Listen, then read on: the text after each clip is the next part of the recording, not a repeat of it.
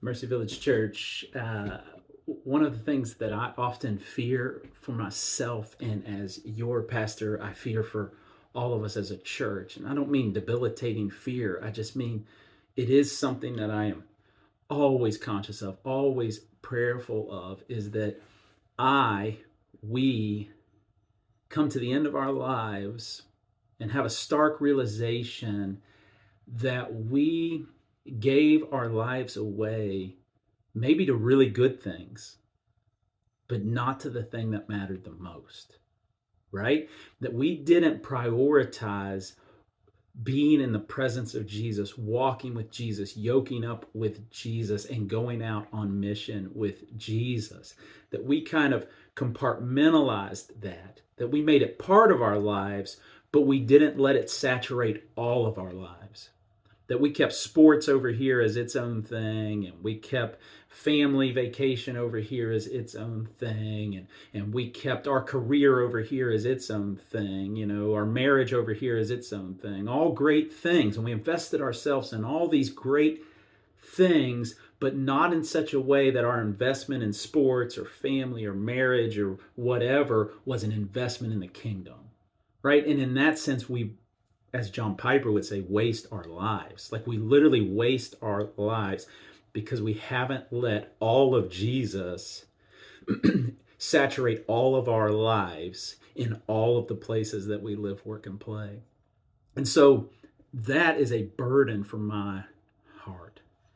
This Sunday, we're going to baptize a brother into Christ. I pray that you're able to be there. I know our schedules are wild this time of year, but if you are in town and you've got a pulse, please make a point to be there as we celebrate with our brother in baptism. We are going to have Safe Space, or Mercy Village Women will, on Tuesday.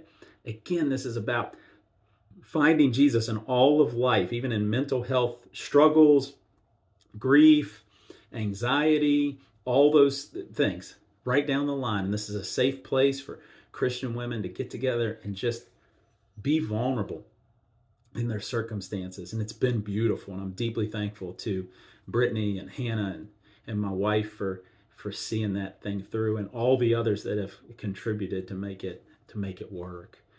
D group is on Wednesday. This is the trial and error phase. I just want to be upfront about that. So April or March, April, May is us trying this out. It might be something we carry through in the fall. It's something we would like to, but we don't know that for sure yet. So each one of these months might feel a little different as far as childcare is concerned, as far as the content's concerned. Like, we're working it out together as leaders and together as a church. But this Wednesday, next week, we will have childcare up through second grade.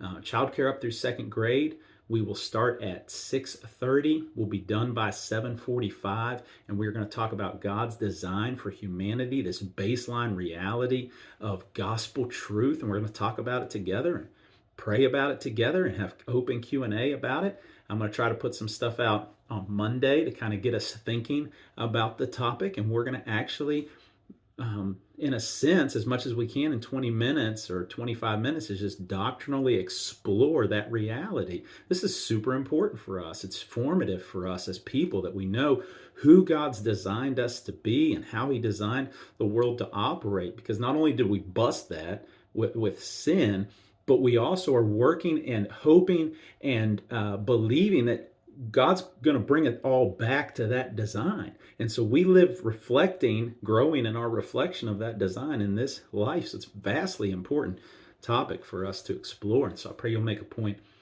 to be there on Wednesday if you can, and explore any of the content that we're able to get out in front of you. Again, there'll be childcare up to second grade. And again, this is a trial period.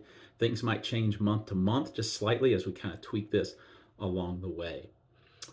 Good Friday, we're going to have an Easter egg hunt again, so please stay tuned for those details. We'll need your help. One thing you can do already that I know will be helpful is go buy some empty Easter eggs, go buy some candy, fill that up, do 100 Easter eggs, do 50 Easter eggs, do 25 Easter eggs, however many you feel like you can afford and have time to put together, and start bringing those this Sunday, this weekend, and then next Sunday, Palm Sunday.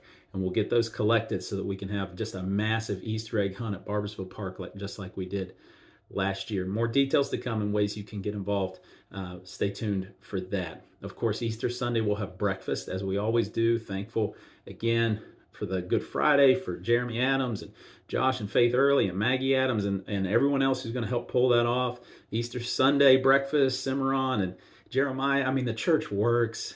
It just does. The Holy Spirit is indwelling each of us as believers. And the best part of my job oftentimes is to kind of take my hands off the wheel, so to speak, and just watch the Holy Spirit move through y'all to see this church, right? So like micromanagement, no. Holy Spirit, yes. And just watch the Holy Spirit move through our church. It's a beautiful, beautiful thing. And Easter weekend will be just another evidence of that as the people of God do the work of God through the church of God to see people reached with the beauty of Christ and God's plan for salvation. So please, 10 a.m. Easter Sunday, plan to be there for that. This weekend, we continue in Colossians. If you're still with us on this video, thank you.